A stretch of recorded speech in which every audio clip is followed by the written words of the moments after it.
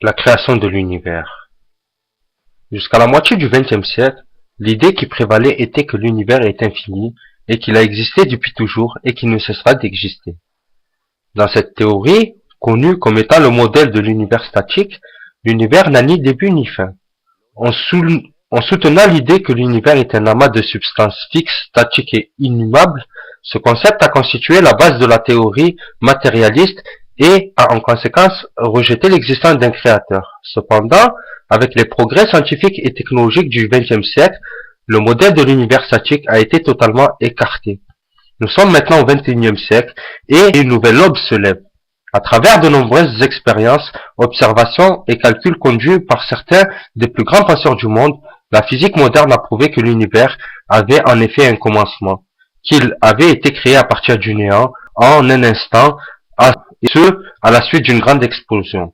En outre, il a été établi que l'univers n'est ni fixe ni statique, comme les matérialistes s'entêtent à l'affirmer. Bien au contraire, il est constamment en mouvement, en changement et en expansion. Tous ces faits récemment établis ne font que démentir davantage la théorie de l'univers statique. De nos jours, tous ces faits sont acceptés par la communauté scientifique.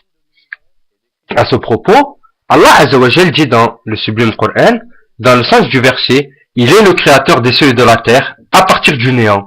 Cette formation est en accord total avec les découvertes scientifiques contemporaines. Comme nous avons exposé plus haut, la conclusion à laquelle nous sommes arrivés, l'astrophysique d'aujourd'hui, est que l'univers entier, ainsi que les deux dimensions matière et temps, ont été créés à la suite d'une grande explosion qui se produisit il y a longtemps. Cet événement, connu sous le nom de Big Bang, est le catalyseur de la création de l'univers à partir du néant. Cette explosion, et toute la communauté scientifique s'accorde à dire, émane d'un seul point, il y a 15 milliards d'années. Cette information, donnée dans le Coran, est totalement en accord avec les découvertes de la science contemporaine. La conclusion, atteinte par l'astrophysique aujourd'hui, est que l'univers tout entier, ainsi que les dimensions de la matière et de l'espace, sont apparus à la suite d'une grande explosion qui a eu lieu hors du temps.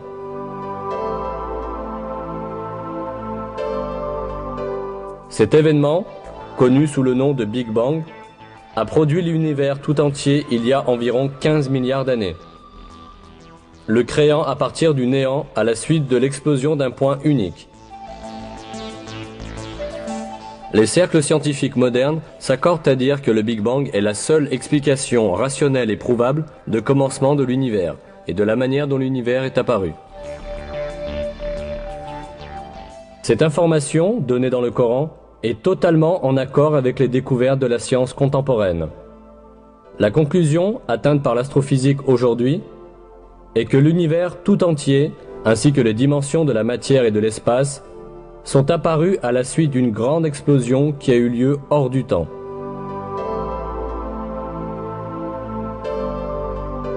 Cet événement, connu sous le nom de Big Bang, a produit l'univers tout entier il y a environ 15 milliards d'années, le créant à partir du néant à la suite de l'explosion d'un point unique.